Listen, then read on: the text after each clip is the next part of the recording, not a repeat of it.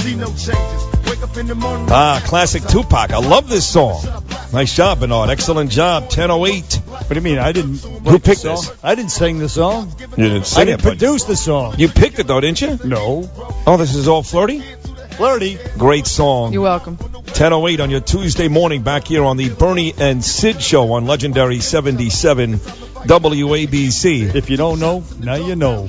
Yeah, something like that. Look at you. Look at you. How come you're not dancing, though? I noticed that you say these songs make you dance, but you're sitting there like rigor mortis just set in. Get those shoulders. Get those shoulders moving. You want me to bust a move? Yeah, man. Give 10 me o'clock in the morning? Give me a Bernard. Well, I've been here since, like you usually are, since 4:30. So how do you like me now? yeah, it's fine. It's brutal, right? It's not great. See what it's like after doing it 5 months straight without a day off. 5 months. Oh, that's almost 7 months. Believe it or not, almost 7 months. Right. But no, it's all good though. You sounded great this morning. Well, thank you. Fantastic. Thank you. And you had your boy Lindsey Graham. My boy. Your boy. Right. He is kind of my boy. I did have him on. I mean, I had Ben Weinthal, a great writer from the Jerusalem Post, who said that they I guess you can vote in Israel. A lot of people who live in Israel, Bernard, are from like New York, New Jersey, a lot of those states. Yeah. Yeah, I guess you could start voting or something for Trump. And 4 people showed up yesterday. 4. There was more media than there were Trump's. I flat out asked him. He writes for the Jerusalem Post. He lives in Germany, but he writes for the Post. He's in Israel every single day. Who do you feel like would be better for the now frayed relationship between the United States and Israel, Clinton or Trump? And his answer was? Well, obviously you had him on because his answer was? No, I had no idea what his answer was. I swear to God. Hillary Clinton. Listen, Can I ask you a question? I booked Kimberly Guilfoyle today, who hates Hillary Clinton. Can I ask you one question? Sure. Does Israel have a wall? No. Okay, 2 questions. Yeah. What is their immigration policy? Unfettered immigration for Palestinians, Muslims? Yeah. Really? Absolutely. They can come across that wall? No, they got people there, but they come across all the time and they commit heinous crimes. It's better now. Not anymore. Not anymore, right. You know why? Because I've got Border Patrol and a wall. Thank you. Yeah. Amen. Checkmate. I'm leaving. Drop the mic. Watch me bust the move now, bitch. Hey, There he goes. There we go. See, but here's what you're missing out on. I never had an issue with the wall. I never. I mean, deporting 12 million, that's stupid. I never had an issue with the wall. The problem with the wall is that if he really thinks Mexico's going to pay for it, he's dumber than he has sounded through his whole campaign. The wall sounds great. I never had an issue with the wall. It's just never going to happen. The Israelis. That should be our model. The Israelis. Yeah, listening to you and Lindsey Graham this morning, I felt like I was in the steam room in a New York sports club, and there were 2 guys through the mist, and I heard, these sucking sounds, and I was wondering, what the hell am I listening to? You want to hear some? We have some of it. You want to hear it? I don't know. I don't know. Well, you came up. You did come up a couple of times. You know what's funny is all the interviews I did on IMS this morning, you came up with Kimberly Guilfoyle. You came up unprovoked. I love you. Yeah, that was not with Kimberly, unfortunately for you. You're funny. And what happened? Kimberly Guilfoyle. She brought you up, yes. Oh, really? Well, she wants to know how you and I get along and do this show, being that you're up Trump's ass and I'm not. Well, ask her how she does the same thing with Greg Gutfeld, who is exactly in lockstep with you when it comes to Donald Trump. Except, I don't believe my friend Greg Gutfeld, who I will see tonight, has the integrity to actually come out and say that he's endorsing Hillary Clinton. He hasn't done it yet. Trump. He hasn't done it yet. Nor will Lindsey Graham, by the way. They haven't come out yet? No. Lindsey Graham will not vote for Hillary Clinton or Donald Trump. He has come out and said that. And you pretty much called him on it, and you told him what I think about it. I said I did say that. I said that my partner. Let's just play it. Oh, go ahead, play it. Go ahead. Why not? I don't know, Lindsey. To me, you've always made the most sense. Hey, it's good to talk to you again. You continue to be well. You tell your partner, let's talk to me in November and see where we're at. Oh, no. He would do that. Bernard's actually courageous, but all these other guys out there, Lindsey, that pound on you every single day, they will disappear like the invisible man. Trust me. Takes pounding. Pounding. But that's not the point. The question was the other cut, I think, where I did bring up the useful idiots for Hillary. Do you have that one? No, that one I couldn't get. Okay, I said Bernard would refer to you and anybody else who's not voting for Donald Trump as a useful idiot for Hillary, and he basically said, which is right, As an American, do what the hell I want. He can do what he wants, right. But he can still be characterized thus as a useful idiot for Hillary, which is what he is, because the choice is one or the other. You know that, and that's why you came out. You could have pulled some sneaky thing. Gary Johnson's my guy, whatever the hell you want. Yeah. Well, I'm going to write in John McCain's name or some stupid thing like that. Essentially, you're a useful idiot for Hillary. The lesser of the two evils would be, in my opinion, if I were, say, a never Trump guy, or if I was on the right and I didn't like Trump, would be Donald Trump over Hillary. I agree with you. Because that's it. Those are your only two choices. He did two possibilities. He did also say that Donald's going to lose. It was not, I don't like him, but he's going to do okay. He's going to lose. And then I asked him what that means moving forward for the GOP. That'll be 12 straight years. And who knows what after that. And he did admit that there is a lot of strife and a lot of nervousness about the future of the party. He should be worried. But did you ask him, by the way, if he still thinks that the Iraq war was a good idea, or if it was a mistake? Donald Trump also thought it was a good idea the first time he was asked about it. Then he changed it afterwards. All right. At least he came. At least whatever. He came around. At least Hillary Clinton now acknowledges it was a mistake. Right. But Lindsey Graham. He did pound the Iran deal. Lindsey Graham will not acknowledge that. He is the reason for the rise of Donald Trump. It's people like him. And one of the tenets he laid out yesterday in his foreign policy or fight ISIS speech was the ending the use of the military for nation building, which is everything Lindsey Graham is all about. Right. Everything. Yes, he's an interventionist. Exactly right. And you told him you thought he was one of the best guys on foreign policy. I think when it comes to, he's the best one. He's the only one who's realistic. If you want to see, first of all, if Donald Trump gets elected, which is so unlikely and so ludicrous at this point, it's not even worth saying. But let's just do it. Let's play the game for you because you like him. If he gets elected, if you don't think he's going to put ground troops out there, then you're an idiot. That's the bottom line. He may put a minimal amount, thousands, maybe special thousands. But see, these guys like Lindsey Graham and John McCain, he wants 10,000. Bernard. They wanted to take out Bashir Assad. I understand that. What Trump said yesterday: no more democracy. We're going to side with the dictators. We're going to side with the iron-fisted thugs. Moronic. Who are actually like we should have left Saddam Hussein in place. We should have left Mubarak in place. We should have left Gaddafi in place because they were playing ball with us. To leave democracy to those people over there, and it sounds condescending, but it's true. Then they vote in these Islamic extremists like Morsi, like in Gaza they elected Hamas, for example. That's what happens over there. Apparently they're not ready. We should do business with the iron-fisted thugs who serve our interest instead of the terror-inspiring the Jew haters like Morsi, like. For example, Hillary Clinton threw her lot in with Lindsey Graham. He would take out Bashir Assad, which would only lead to, unless we send in hundreds of thousands of troops, maybe 1 million troops to democratize and nation-build Syria, it would only lead to the rise of ISIS.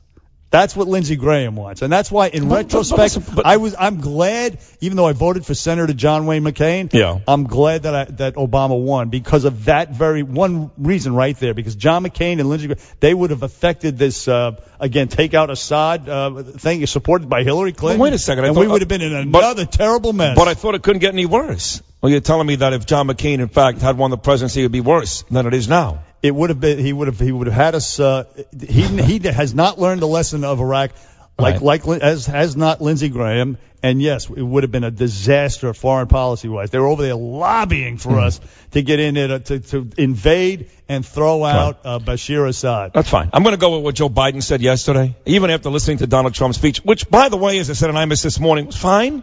It's fine. Very low on specifics, but who cares? That's Donald Trump for you. But I'm going to go with what Biden said yesterday, which is, in his lifetime, he has never seen a candidate who knows less, who is less informed than Donald Trump when it comes to foreign policy. And Donald, despite sounding very calm, very collected, and almost like he knew what he was talking about yesterday, did nothing yesterday to change what Joe Biden said. Nothing. I'll tell you what. His instincts are right on the money, which is... You keep saying that. Well, they're awful. And let me finish. It is to keep people out who among other things, hate gays, hate women, They're religiously intolerant themselves. And by the way, they specifically hate Jews. Could you explain something to me? So listen. No, hold on. He wants to keep these people who hate gays, who hate women, who hate Jews, as if he cares. Then you explain to me, and of course we can't do this till November, he's going to get murdered in all of those categories. Well, gays are not voting for him. Women are not voting for him despite Flirty Flipper. Jews aren't voting for him. So how is you it? Idiot Flirty. Right. So how is it that this guy is so worried about all these demographics and none of these demographics are going to vote for this guy in numbers? None of them. How? A lot of women are voting for him. A lot. Not just me. A lot. You've said it before. There is a nation of ignorant morons. Maybe that. Okay. Maybe that's who are not aware of what's happening. A lot of women, Flirty, are not voting for Donald Trump. He's going to get killed in that demographic. You know what? My whole family of Democrats, all of us are voting for him. And my whole family, Republicans, are not voting for Donald Trump. See, that's his bigger problem. I don't believe you. Oh, here's me. You know, let me read you something from Milo Yiannopoulos. Love him. He wrote about Trump's speech yesterday. He's the one gay guy out there trumpeting Donald Trump. But he says, face facts, guys. It is the political left that wants to flood America with violent homophobes and misogynists and Jew haters, not Trump. No one with a clear-eyed view of Muslim culture can believe otherwise. Perhaps it is what the hashtag Never Trump guys meant when they said Trump was a closet liberal. How about that? Well, he is a closet liberal. He voted for Democrats for 65 years. Only until it made, because he knew he couldn't beat Hillary in the primary, so he said, hey, let me try this side of the ledger because I could maybe have a chance to win this, which he did, to his credit. But this man has been a Democrat for 94% of his life. There's nothing wrong with that. You declined to bake a cake for some lesbians, and you're a heinous bigot. Murder 50 gays and injure 50 more, and you're a tragic victim probably reacting to Islamophobia. Funny. Whose dad will be invited to stand behind Hillary Clinton at a rally. That's a lie. That's a lie. Wake up, folks! That's a lie. He wasn't invited. It's just a lie. So is what Trump proposing, is that religious intolerance or common sense? Did Trump invite Mark Foley to his event? Of course not. Why not? Well, maybe a pedophile? Well, he's gay, too. He is gay. He's openly gay. You're right, he is. All right, so that's what I'm trying to tell you. So you'll take that trade. You'll take that trade any day of the week. But you know what? Mateen for Foley. You know what actually he is? He's not a pedophile. In fact, we're going to get into this with our guest next hour, Bill Donohue, when you're talking about the pre-scandal. He's got a new book out about Mother Teresa's coming in. But we will talk to him about the pre-scandal. And what Mark Foley was, he was into post-pubescent boys, which is what the gay pre-scandal was about. Is that homosexuality? What's the age? It's 14, 15, that's a pedophile. 16. That's a pedophile. All right, but see, there's some people make a distinction within the gay community. They make a distinction. You're both. What do you mean a distinction? I'm telling you, I researched. You're banging a 14-year-old. You're a pedophile. I agree with you, but people do make that distinction. I think 16. If you're under 16, what do you mean, right? No. If you're a child. I'm talking about prepubescent and postpubescent. Right. I'm talking about a 5-year-old boy versus a 15-year-old boy. Is there a difference? No. Okay, but some people claim there is. There is what does a that difference. Mean? Some people. Some people are voting for Donald Trump too. I mean, Jesus. What does that mean? One is through puberty. I mean, clearly can make his own choice. So come on. This is the argument. Kid. Come on. And Bill Donohue, ironically, it came up with you and me right here with Mark Foley. Right. Bill Donohue makes that argument about the gay, about the that pre-scandal. 15 is not pedophile. That it's actually closer to being a standard traditional homosexual than it is to pedophilia. I don't even know what to say. 1-800-848-9222. Bernie and Sid on WABC. Need to be enormously successful. 77 WABC. This is Congressman Pete King, and if you want to, you can listen to Bernie and Sid. I don't know why I'm going on the show, but I am. What? I want you to know that all of New York City is with you. I want you to know that we are all mourning with you. I'm here to offer my condolences on behalf of all 8.5 million New Yorkers when we see two innocent men, two good men, two men of the cloth killed in such a violent manner. It pulls at all our hearts, all our souls, and we too are focused on justice. Back on the Bernie and Sid show on 77 WABC. That was Bolshevik Bill de Blasio, the cop-hating lazy slob. He put the blunt down and made his way out to the funeral for the tragic execution. Took him a while. Of the as a matter of fact, he was harangued into going out to Ozone Park. Listen to one of the protesters. The mayor was supposed to come here and speak to this community and show love and compassion to the family. Don't send us a Muslim to speak to us. You're the leader. You come and talk to us. Get your ass out the bed. Yeah, but here's the problem. And he did. When he finally showed up, and he was late, and I can't stand him. I'm right with you. He got a standing ovation. Like, come on, man. Like, boo the guy. Throw stuff at him. Exactly. What are you doing? Right. What are you doing? You throw a shoe at him. Not a good Isn't that day. what he did at Bush? He did. Right? Yes, the guy that's did that. the traditional Muslim way of showing your loathing and hatred for somebody. Not a good day to be the mayor. Not the mayor of New York City or the former mayor of New York City, which, by the way, the show is now 30 minutes old. You're moving on. Let me just quickly say they caught the Imam's killer. Yes, they did. They caught him and they arrested him, but it's not big news. Now, do you know why it's not big news? Because it's not a hate crime? It's not sexy for CNN? It is a hate crime. Okay. And in my opinion, the guy should be executed. But you know why CNN and the rest of them are not covering it as quick, tell me breathlessly? Tell me before Donald Trump does. Because he's Hispanic. He's Catholic. Son of a... Can you believe this? No.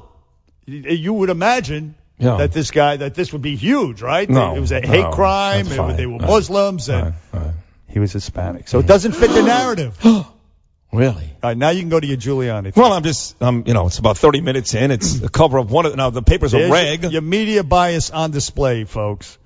That's media bias? Absolutely. Omission of stories is one. It was one manifestation of media bias. No, that's right. Absolutely. I thought you meant New York Daily News by putting that on the cover. No. Rudy Giuliani was out there with Donald Trump yesterday. And Rudy, who I'm on record saying looked like a clown at the RNC, yelling and screaming, very uncharacteristic of Rudy. His message wasn't bad, but his delivery was embarrassing, his bottom teeth falling out, yelling and screaming. Anyway, he's become a circus clown with Donald Trump, which is very upsetting because I love that man. I loved him. Doesn't sound like it anymore. No, I didn't. I don't love him anymore. No. I don't. We have the clip, by the way. What he said yesterday? You're leading up to, yes. Okay, then we'll play the clip. This is Giuliani. Now remember, this is the mayor of New York City, who went to funeral, did a fantastic job. Funeral after funeral after funeral on 9/11. He must have forgotten about it. By the way, under those 8 years, before Obama came along, we didn't have any successful radical Islamic terrorist attack in the United States. Wow. They all started when Clinton and Obama got into office. Now, he was right about one thing. It did start with Clinton back in 1993 when the World Trade Center was first bombed and 6 people did die. And it did take these people 8 years to perfect the plan, which killed almost 3,000 here in New York City. But how do you say it started with Obama when you were the mayor on 9/11? He may have been having a senior moment. Son of a... He clearly misspoke. It was not good. What do you want me to say? But why is it okay to misspeak all the time? I didn't say it was okay. Whether it's Rudy or Trump. I didn't say it was okay. You of all people. He was the mayor of 9/11, for God's sake. And you forgot about it? You got a little verklempt. Come on. 1-800. If Hillary had done... 922. Well, What government Hillary said, hey, we're going to raise taxes on the middle class. Hold on. What was that? A brain fart as well? No, she says some stupid things, but you're not going to... All right. Are you going to compare Hillary Clinton raising taxes to the mayor during 9/11, forgetting the event? People misspeaking, yes. How do you misspeak about that? He was the freaking mayor. I don't know. He's not running for president anyway. He tried that. That went well.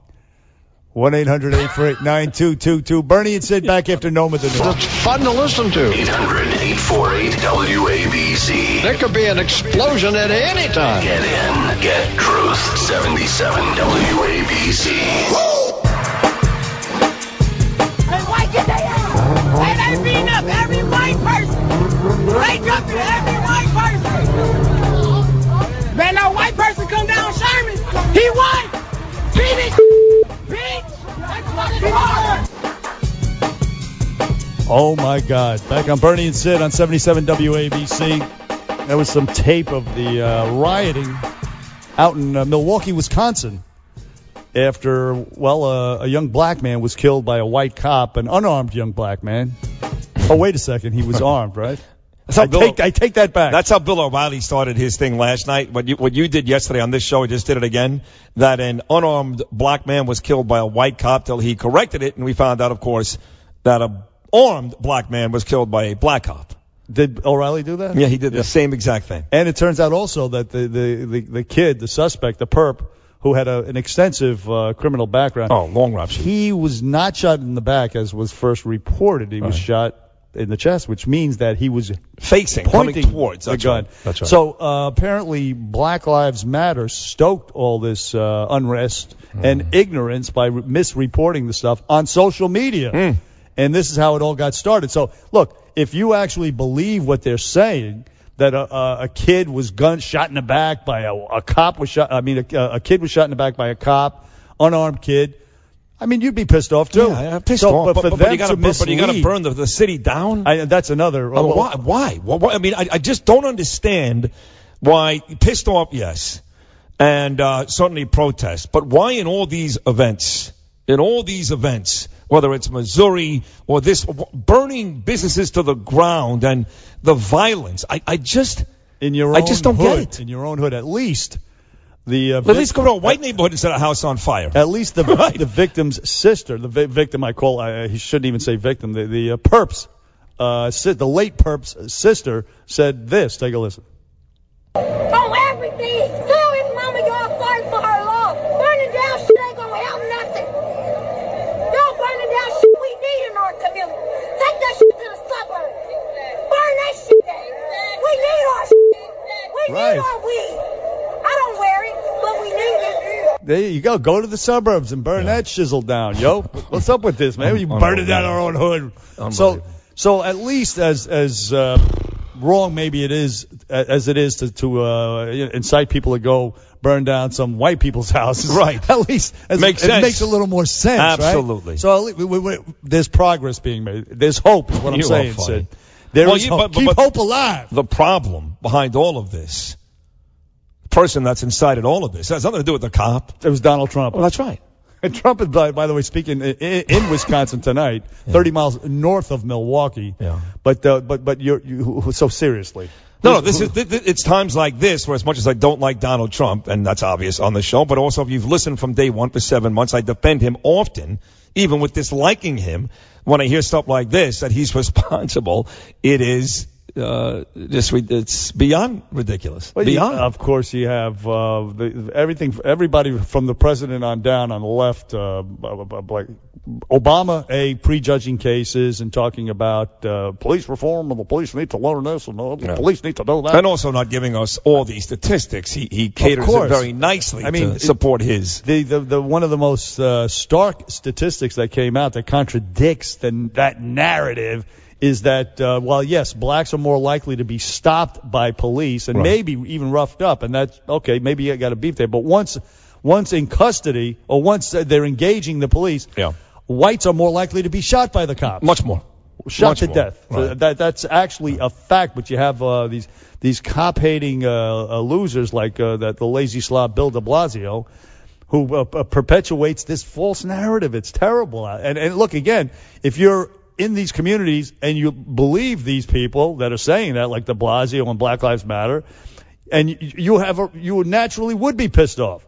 But feeding people, ignorant people, of false facts, just makes it is worse. Very dangerous. It makes it worse. But there's really an issue in this country that goes above and beyond what the media is. These people are ready to go, Bernard. They're looking for an excuse. So you're right. You're right. That has more to do with the economic circumstances. I mean, you could get deep into sociological reasons why this is. Well, all those play a part. But it isn't because the cops are out there. The cops are out there. No, I agree with you, but it's also not because CNN or MSNBC or Fox. I'm not going to say they can't stoke it, but these people are pissed. They don't watch Fox News, okay? They are pissed to begin with. They are looking for any excuse to go out there, whether it's Baltimore, Missouri, or Milwaukee, and do this stuff, which is disgusting, which in the end is almost as vile as the initial act. It's cultural, it's sociological, and speaking Call it what you want, it's disgusting. I'm sick of it. Has Obama spoken and said that what those people were doing is wrong? He hasn't addressed this issue one way or the other. And you have Hillary Clinton giving speeches to NAACP crowds saying that the cops are racist. So if you listen to Hillary Clinton and you think she's credible and she says that and you don't know otherwise, you're like, yeah, man, F the police. Oh. That's what you think. And then you have CNN. I was watching them over the weekend. You had a guy standing in front of the Hess station that got burned down, and he's saying, listen, it's a terrible thing that the Hess station got burned down, but this is what attracted attention to the media came here. This is what he's saying. He's making excuses. Right. He's saying it's a good thing. And but before he had the facts. I know, but to keep it in the community before you get to Hillary Clinton and this guy, how about a guy like Ice Cube who continues to sing a song that what do you mean? That is against the police. Yeah. How does that help? That's a song from the 90s. Okay, but you would think at some point with a city's getting burned down, he would stop doing it. And he got pissed off when he was asked to stop doing it. I don't know that he still performs the song. And he said, I'm not going to stop. I was disgusted by the song back in the 90s. Right. I don't want to resurrect the outrage here 20-something years later. But that song is offensive. It's vile. Yeah. But it's 20 years old. I mean, Ice Cube is not. He's not one of these. He's not brimming with bitterness and hatred. I've seen Ice Cube interviewed. He's not of that ilk. Be careful. He's not like that guy. Jesse Williams. The guy, right? Jesse at the Williams. BET Awards. Who's just like.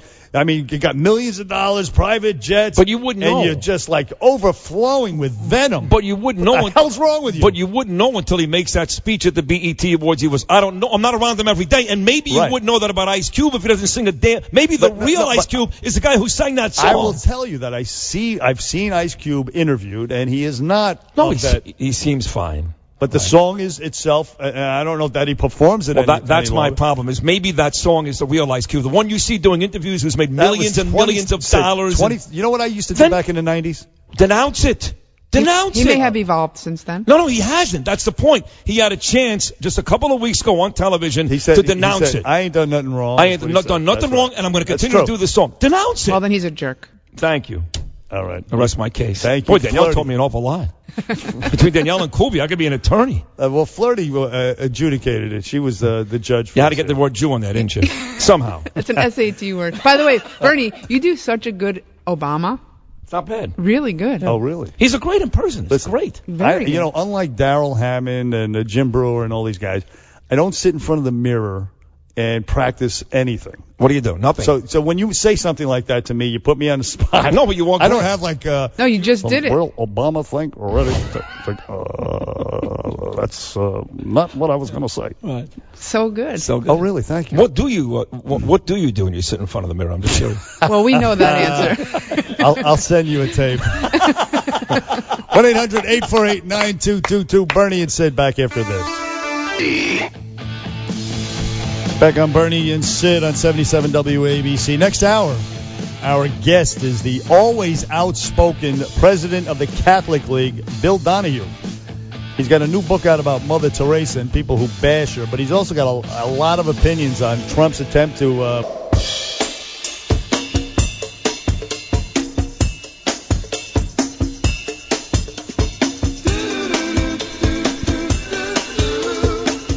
Oh, I see. Jesus is all right with you. Jesus is all right with me. He's all right with me, too. At least for the next hour while Bill's here. Well, Jesus was a Jew, you know. And he was bar mitzvah in Long Island. All right. I know all about it. So at the very best Shalom Shul, actually, in Woodmere.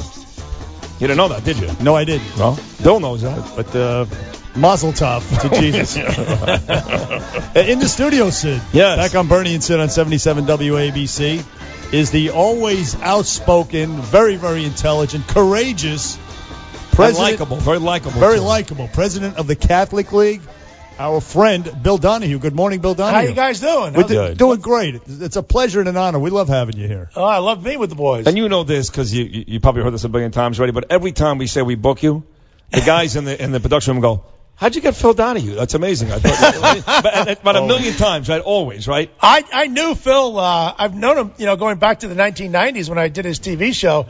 And when we first met, I told him on air that I am not related to you either ideologically or biologically. I once got his car by mistake coming out of MSNBC, and the driver said, I thought it's supposed to be Phil Donohue. I said, I know why I'm in his car. I usually get a jalopy. I said, don't turn around. Let him get the nice car to Park Avenue. Yeah, he's actually funny. A self-hating Catholic, is he not? There's quite a few of them. Yeah, there's a lot of them out there. So Bill Donohue is here because he has a new book out. It's called Unmasking Mother Teresa's Critics. which it kind of is a head scratcher. It would be like somebody criticizing, say, Abraham Lincoln or Martin Luther King. You would think, anyway, with Mother Teresa. But yes, Mother Teresa has critics out there. So Bill Donohue has actually put together a book called Unmasking Mother Teresa's Critics. And one of the lead critics from way back in the day was this the British half a drunkard, a nice guy though. I mean, Bill Donohue liked him. Was Christopher Hitchens? Yes. Yeah. And so anyway, tell us, Bill Donohue, what possibly could be the animosity towards the Mother Teresa? What could motivate that? Well, Christopher was the guy who really began it more than anybody else, and he was fun to debate. I have to say that he was a sloppy scholar. He wasn't interested in research and checking the facts, but he was fun to debate. But after Christopher, a number of other people came along, including some Canadian professors. And basically, if you boil it down, what is it that's driving these people? I can get into some of the specifics, but fundamentally, they are people who are on the left. I mean, socialist left. And of course, they are militant atheists. Every single last one of them. Now, look, I have a lot of atheist friends, quite frankly. I don't care if you're an atheist. You can be an atheist and a great person. You can be a left-winger and be a good person. But when you put the two together, though, in kind of an vindictive way, why would they attack her? Number one, because they didn't like the idea. They thought it was a myth, altruism. They object to the idea that there are people who would self-give of themselves to others. They believed, in fact, that should come from the state. In other words, government should take care of the needy, not private people, and certainly not people grounded in Catholicism. But she actually ran a facility in Calcutta, one of the worst cities in the world, impoverished cities, for people who were dying. I mean, it easily demonstrable that she was helping people. I mean, sacrificing herself. She was living with them in this poverty. So, I mean, how could they make that case? Well, there was a guy by the name of Dr. Arup Chatterjee from India who objected to the fact that she gave Calcutta a bad name. It's like blaming the cops because, they work in a high-crime neighborhood, that therefore there's a lot of crime there. I mean, as far as I'm concerned, I guess then these people, morticians, give funeral homes a bad name. Right. Look, there's a lot of poverty there in Calcutta. That's where she went. She went there to deal with these people. She ran homes for the children. I mean children who were malnourished, people who were homeless, kids who were survived abortions, physically and mentally handicapped. She ran asylums, settlements for lepers, people whom nobody would take care of. And when she came to New York, she took care of our lepers. What I mean by that, she opened the first hospice for AIDS patients in New York City, and she was heralded by Mayor Ed Koch for doing so. Which, by the way, Cardinal O'Connor in New York City used to go to that same AIDS hospice and wash the AIDS patients. And what was he rewarded with? People went to St. Patrick's Cathedral, the gays, and threw condoms at him. I got to say, though, but none of this is going to sound unfortunate to both you guys, none of this surprises me. I think we live in a day and age now where people are so cynical, so angry, so mad, that even something like this, like how could you ever have an issue with Mother Teresa? I got to tell you, Bill, doesn't surprise me. Well, I think you're right, Sid. Let me make an analogy here because she's a hero to the whole world. I mean, she was voted the 20th century's most admired person, even eclipsing Martin Luther King, who was a great man. But I think Imus came in third. Is that right? But I'll tell you, I just saw this thing the other day, and I have no dog in this fight. All these attacks on this great swimmer, Michael Phelps. All these people are saying, he's not the greatest athlete of all time. He didn't fight against anybody like Ali. He didn't do this. He wasn't a great golfer. We don't want to allow great people to be great anymore. We have to always seek to take them down a notch. I think people are so, for the most part, mired in their own misery and mediocrity that it depresses them to see somebody excel. And the only way they feel better, the only way is to make it seem as if that person is no better than them. I think that's a very good psychological insight. I think that's a great observation because how else would you explain this? Very good, Sidney. Now, listen, back to Mother Teresa. That's some what 2 rehabs will get you, by the way, Bill. Some of the criticism of her was because she was against contraception and abortion. So in their minds, some of the critics, they say, look, you perpetuated the poverty by not allowing people to stop having kids. So you're part of the problem, Mother Teresa. And Christopher Hitchens, who, by the way, was an atheist, he happened to be pro-life. Yes. So it was kind of odd that he would be of that mindset as well. Exactly, and who also picked up on that are these Canadian professors, too. Look, according to their logic, and Christopher said that if you want to empower a woman, you have to leave them these reproductive choices.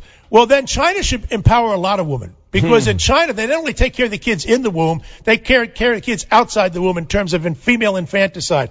Now, why is it that China has the highest female suicide rate in the world? It's because these women are forced to abort their own kids. So, abortion is not the way to women's empowerment. And if that's the way to get rid of poverty, then I suppose you could get rid of anybody between the ages of 1 and 3, and you'd really cut down on the population problem. See, when you say it's not the way to cure it, I like that. I don't like it when words like murder, right away, because I have to be pro-choice. Okay, what do I know? And then when a woman, of course, has the abortion, she's committed murder. To me, that's where it gets a little rough, Bill. Okay, yeah, let me just ask you one thing. What is she aborting?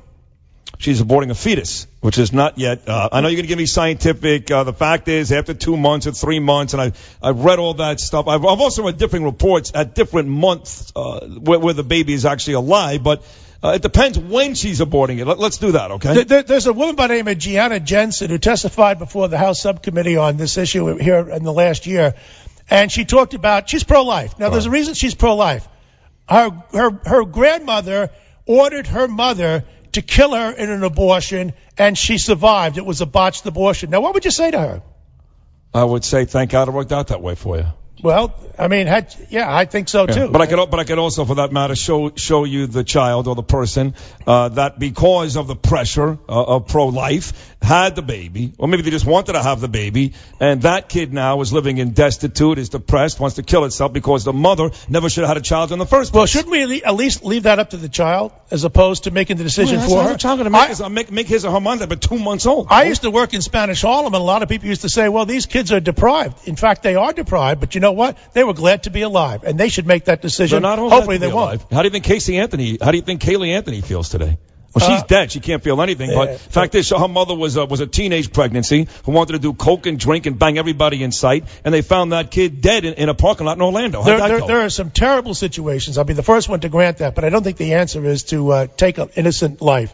That's what I'm talking about. Now, in Mother Teresa's case here, I mean, Christopher Hitchens was personally pro-life, but yet he had such an animosity against her because he was such a socialist and didn't like the idea of somebody helping somebody through a religion that overrode his concerns about life, and that's what I found disturbing about him. And an example of the extent of the venom of say, other people on the left and Christopher Hitchens towards Catholics, for example, he actually is quoted in the book as saying by you, quote, "It's a shame there's no hell for the bitch to go to," unquote, talking about Mother Teresa. Wow. And then you go on to say that we're talking with Bill Donohue from the Catholic League. Oof. His new book is Unmasking Mother Teresa's Critics. So he said that. But you say he apologized to you afterwards. Yes, he did.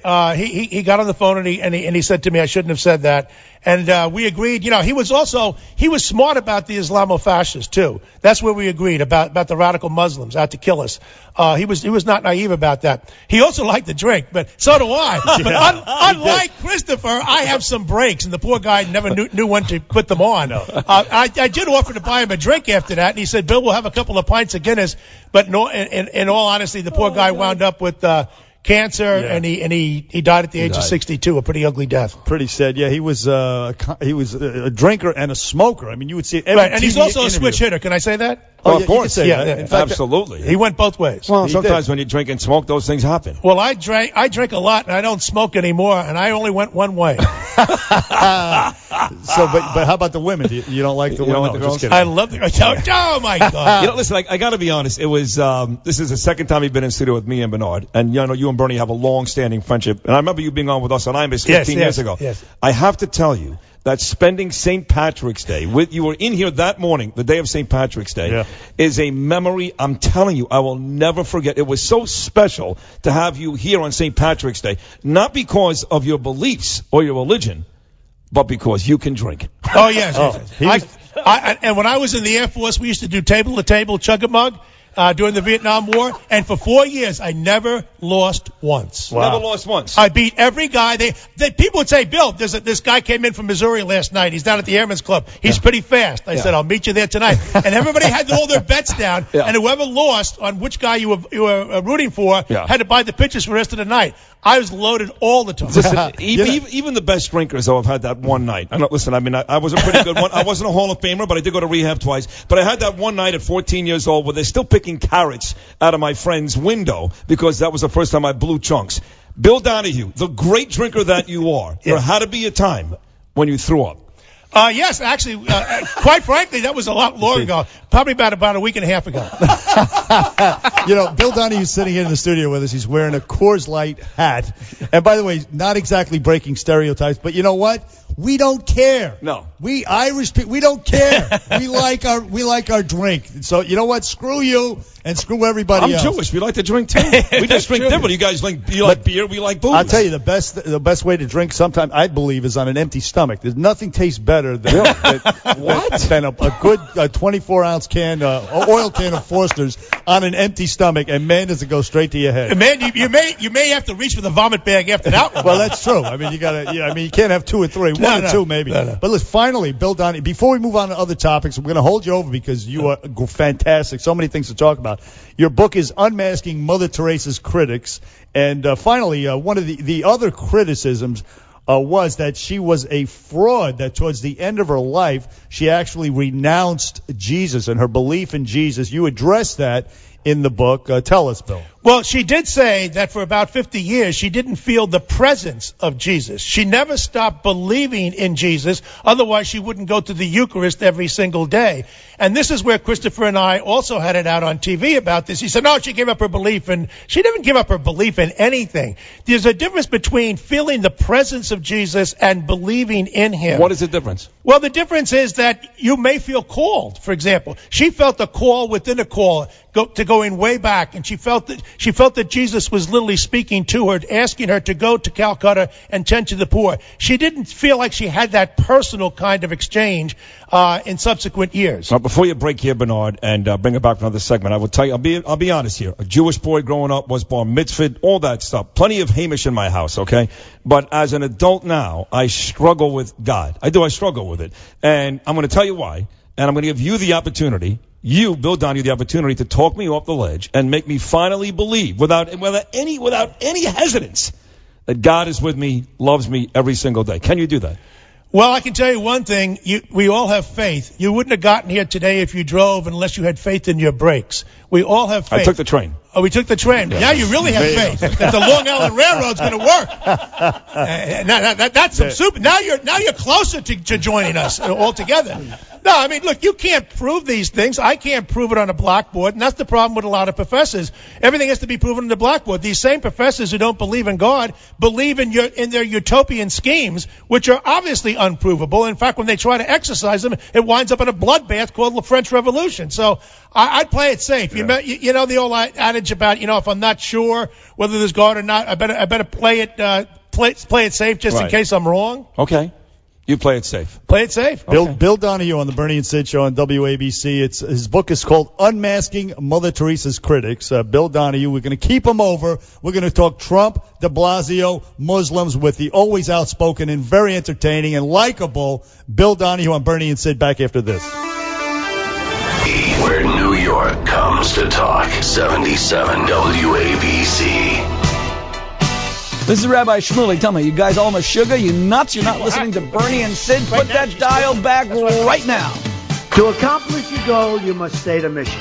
The support networks for radical Islam in this country will be stripped out and removed one by one, viciously if necessary. Viciously if necessary.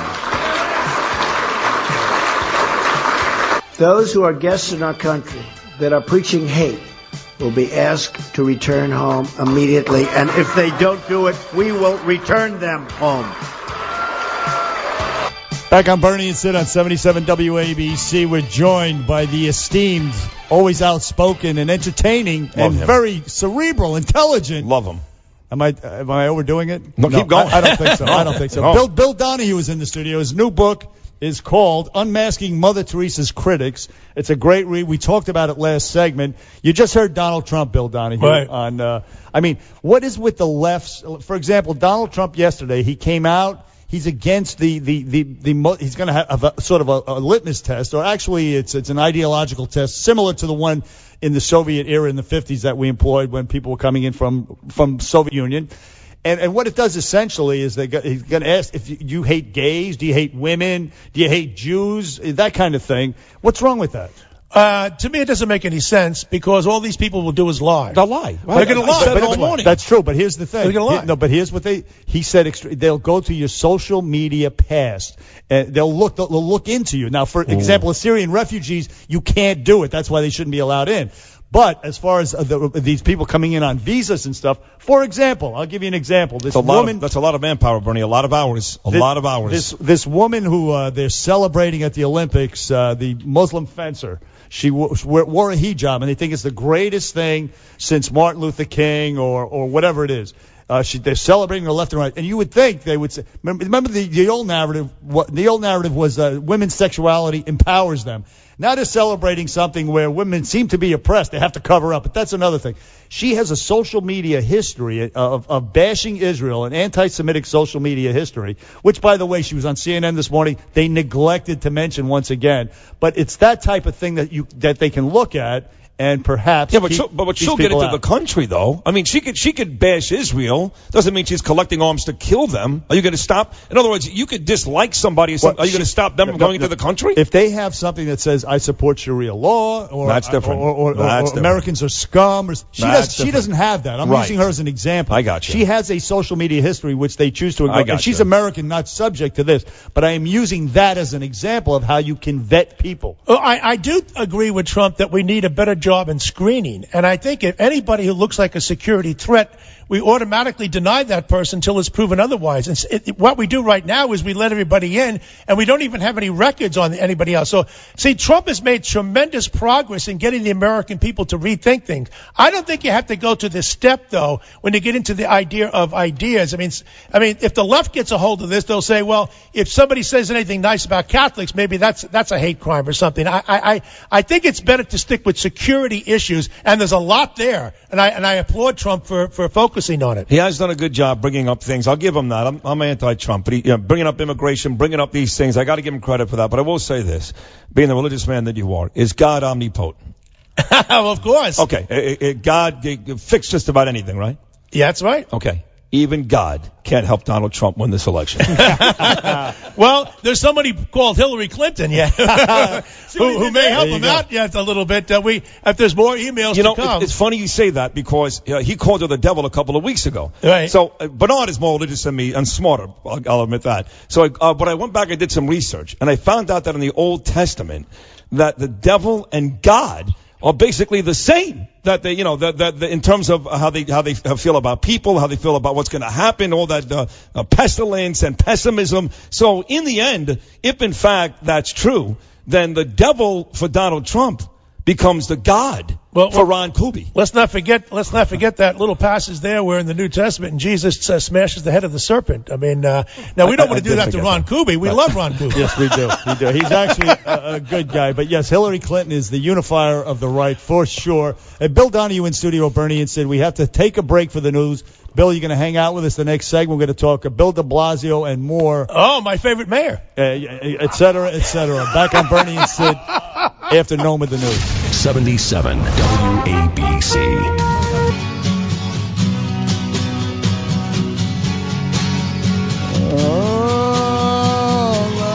I love the song.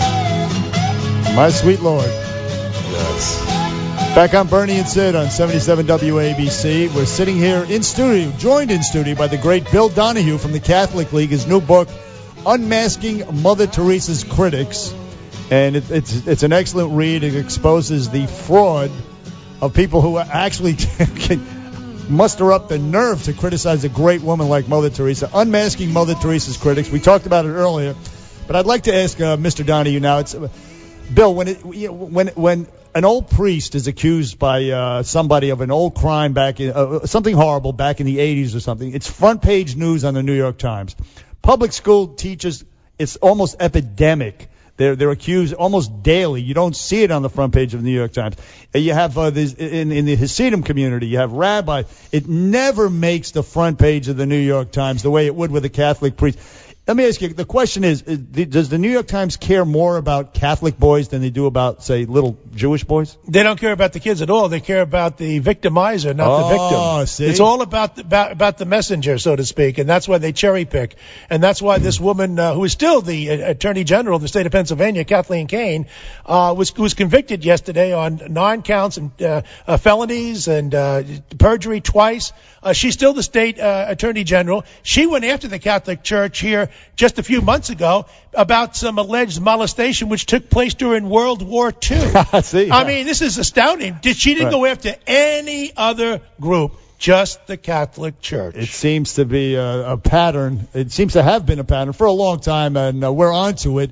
But I would ask you this, too. You made news a couple of years ago when you said it was essentially a gay scandal in the Catholic absolutely. Church, because it had to do with post-pubescent boys, right, as opposed to pre-pubescent, there's a difference. You tell us about that. Yes, 100% of the victimizers in the Catholic Church, of course, were male. They were priests. 81% of the victims were post-pubescent. That is to say that they were male adolescents. So that only less than 5% were ever pedophiles. And by the way, the figures from last year, I'm talking about July the 1st of 2014 to June the 30th of 2015, shows that there were 7 credible accusations made against 40,000 priests. That comes down to 0.01%. It's not our problem anymore, folks. It was in the 60s and 70s, and it was overwhelmingly gay, and it is still overwhelmingly gay. Now, I'm not saying that being gay is a driven force to make you a predator. That's simply wrong. I am saying that if you find a disproportionate segment of the population is involved in anything, you've got to look at it. A disproportionate number of people in our society who are alcoholics are Native Americans and Irish. A disproportionate number of people who smoke in our society are Asian. And a disproportionate number of people who are priests who have molested males are homosexuals. They're not pedophiles. Is that the homosexual's fault or the priest's fault? Well, it certainly wouldn't be the priest's fault, because then you'd find straight guys hitting on the girls. Very little of it. Very little of it. But you say that the priesthood would maybe a magnet for some of these If people. it were celibacy, then the straight guys should be hitting on the girls, shouldn't they? But they're not. Right. It's the homosexual priests that have been hitting on the teenage boys. The most interesting part of what you just talked about, but I covered this earlier, but I brought this up, was the distinction you're making in terms of pedophilia between the kid and the 14-year-old. And again, this may be because I'm completely ignorant, but I always thought that if you're messing around with a 14-year-old boy, that's pedophilia. No. Pedophilia, is there an age difference? Yes. The American Pediatric Society refers to puberty beginning at the age of 10. Some people might say it's 10 or 11. Okay. The thing is that if you're below 10, that's pedophilia. If you're above 10, certainly if you're a teenager, that's homosexuality there. That's post-pubescent. And that's a different kind of a problem altogether. But we're involved in a gay cover-up. You see, that's what it is. We don't want to blame homosexuals for anything, so we lie about it and say that they're pedophiles. The New York Times lies about it every single day when they talk about the pedophilia scandal in the Catholic Church. There never was one. It's been a gay scandal always from the very beginning. Interesting. Very interesting. Bill Donohue in studio at Bernie and Sid on WABC. Let me just say one thing to that, though. What seems unfair about that, though, is that I don't know the number of rapes committed in this country, which are heterosexual, which is okay, I get, which is okay in the Bible, if it's disproportionate to that of these homosexual crimes you're talking about. But explain to me the difference. If a guy is out there raping a woman because that's his sexual preference, and the numbers are higher than a guy with a little boy because that's his sexual preference, why does it seem to me like you're more aggravated with the homosexual priest? Well, because we're talking here about hitting on minors. I mean, if you're an adult and you're 25 and you're hit on by a 45-year-old priest, that's wrong. But I'm sure there's plenty of rape victims. I'm sure there are plenty of rape victims that are young people. Plenty of them that from the opposite sex. Well, yeah, but if gays are something like a couple of percent of the population in this country, 1.6%, by the way, according to the Centers for Disease Control, then why is it that they account for a large share of the sexual molestation of minors? There's something else going on here. I think it's because of the sexual immaturity, which is more current in the gay population than it is in the straight population. Let me ask you this. Bill Donohue in studio with Bernie and said, after aiding and abetting the cop haters, Bill de Blasio, he did that when they were protesting in the streets, and he essentially called cops racist. 2 cops were subsequently executed here in New York City. He actually went and hid behind Cardinal Dolan's vestments. He went to church, and even Cardinal Dolan pointed out, he actually stayed to the very end of the Mass this time. He hid behind Cardinal Dolan, the skunk did, and now he's back to calling cops racist, this Bolshevik Bill de Blasio. I mean, what did you think about Cardinal Dolan sort of giving the mayor cover back then after the cops were executed? I didn't like it. Well, I think it puts the Cardinal in a pretty tough spot. I mean, if the mayor of the city of New York says, I'm going to come to Mass and I'm looking for forgiveness, you can't expect that the Archbishop's going to say no. I do agree with you that I think there was an element of exploitation there. But look, I mean, the cops of this country are wonderful guys and wonderful gals, almost to the one. And what's going on, we should go into the public schools and tell the students exactly what's happened in all these cases, Eric Holder and everybody else. In all these cases, the white and black cops have been found to be innocent. They're not guilty. Instead, the reputation is out there. It was entertained at the Democratic National Convention. I am pro-cop, and I'm proud to be pro-cop. Absolutely. You're right. They had Michael Brown's mother. And, and the they trot him out. The Black Lives Matter stoked this violence in Milwaukee by putting out false facts. The cop was black, the kid was armed, and he wasn't shot in the back. And he had a long rap sheet. But not all of these. Let's be fair. I mean, there was a guy shot in Chicago 16 times, a guy shot in the back in South Carolina. But predominantly, you're right. My big issue is, because I'm also very pro-cop, obviously we all are.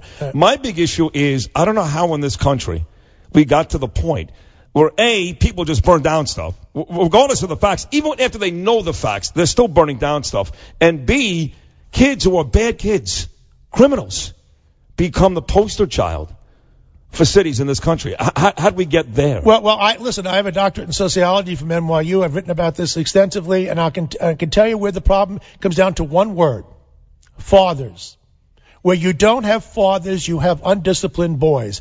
And you have a 77% illegitimacy rate in the black population. There are almost no fathers if you go into black inner city areas. Who's going to discipline the boy? And that it has nothing to do with being race, okay?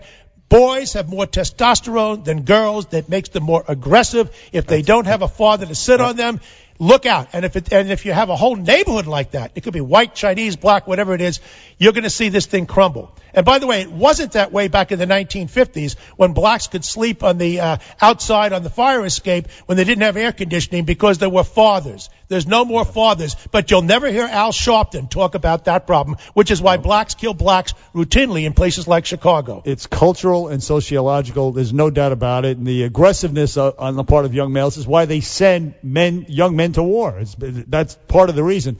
And I want to segue now to the Pope. Bill Donohue in studio at Bernie and said, first of all, he was recently he's ordered his people to take the homeless to the beach. I mean, he's obviously a nice philanthropic guy, but he does little symbolic things like take the homeless to the beach, and on the way back he feeds them pizza. Very, very nice. But recently he's ordered. He says that we should apologize to gays, women, the poor, etc.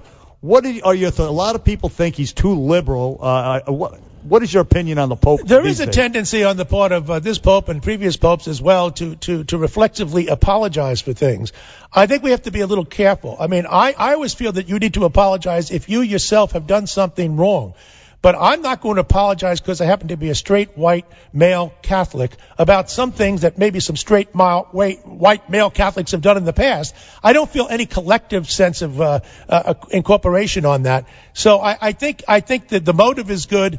But I can't identify with it. I only apologize if I've done something wrong. So are you a big fan of our current Pope? I like his spontaneity. I like the fact that he's not politically correct. He's not measured in his words. and he's done a lot of good in speaking out on issues which the media don't want to report on. He does say some things once in a while which make me want to reach for it. Yeah. Yet another. Right. He's no John Paul II. Let's be honest, okay? He's just not. He's a good man. He's nice ideologically he's from the left. He's a socialist from Argentina. Is essentially what he is. He's trying to succeed two guys who were first-class philosophical intellectuals in Benedict and JP2. Last thing. I guess you have to go soon. But could I just say this as a sports fan? Guy goes out there, throws 5 touchdown passes. What's the first thing he does, Bill? Well, hopefully he doesn't spike the ball. He thanks God. Thank God yeah. today. Thank you, God. Thank you, God. Thank you, God. Guy goes out there, throws 5 interceptions. What's the last thing he does? He's very Thank selective. God. So, no, I'm just saying, I know sports fans always bring this up. They can't stand when athletes go out there and the first thing they do is thank God after a great performance, but you never hear God uttered after a crappy performance. How was that? But I do like it when a Jewish quarterback throws a Hail Mary. Bill Donohue on the Bernie and Sid show on WABC. Sid Lutman, we love you, man. We love you, Bill Donohue. Thank you, guys. Thank you. Back after this. 77 WABC.